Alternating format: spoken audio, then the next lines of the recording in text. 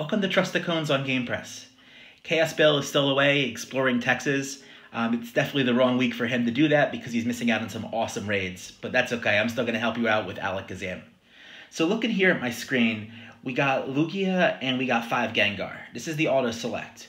When you see an auto select like this, you know the moveset's going to be Focus Blast. These are Pokemon that really resist Focus Blast, you know?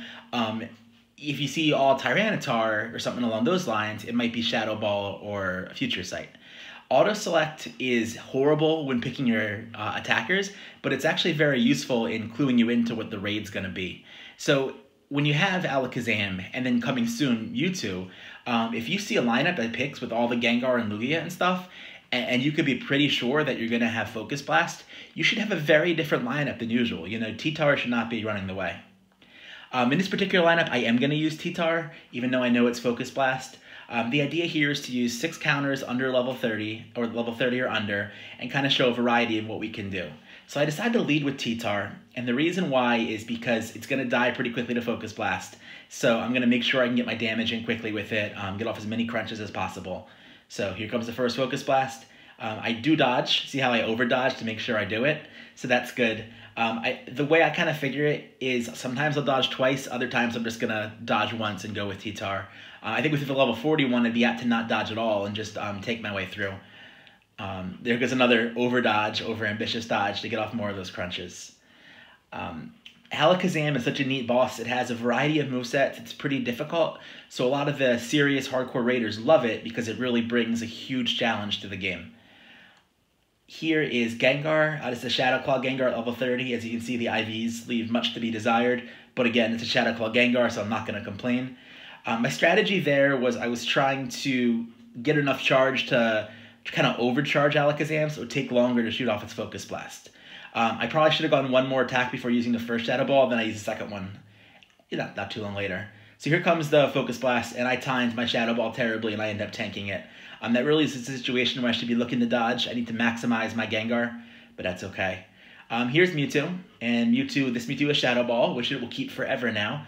The announcement came out yesterday that Mewtwo obtained from EX raids are going to have Shadow Ball exclusively. It's not going to be everywhere. That was some horrid dodging. So essentially, I'm keeping 6 Mewtwo with Shadow Ball. I think I'm actually keeping 8, but at least 6, just to make sure that I have the move forever, because it's so good against Mewtwo and Alakazam and other stuff. I really wasted Mewtwo here. Mewtwo is pretty resistant to Focus Blast, and I should be looking to dodge and use it as much as I can. Here comes Sharpedo. He's crunching away, biting away.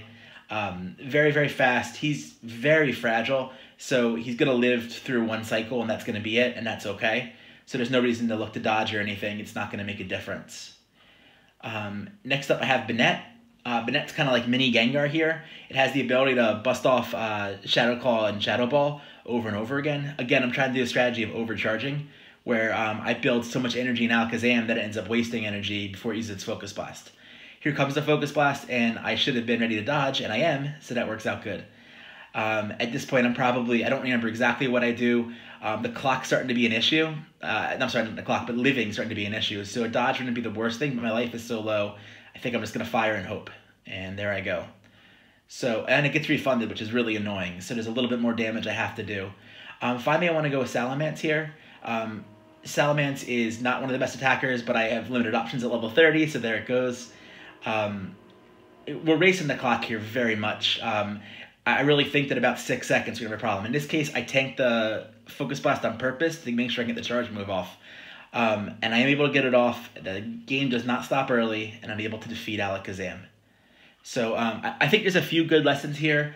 My over-dodging is a little junky and not necessarily the best run, but it's something I really wanted to show you guys because it's important to make sure that you do dodge. You know, you want to be staying alive against Focus Blast, especially if you're using like a draft format or something like that.